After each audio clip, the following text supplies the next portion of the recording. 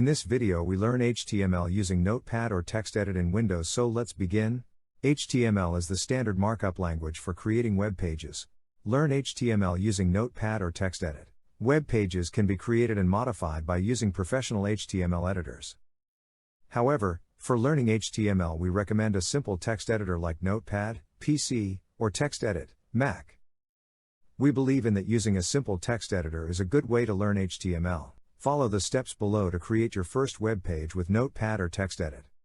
Step 1. Open Notepad, PC, Windows 8 or later. Open the Start screen, the window symbol at the bottom left on your screen. Type Notepad. Step 2. Write some HTML. Write or copy the following HTML code into Notepad. Step 3. Save the HTML page. Save the file on your computer. Select File greater than Save as in the Notepad menu. Name the file index.html and set the encoding to UTF-8, which is the preferred encoding for HTML files.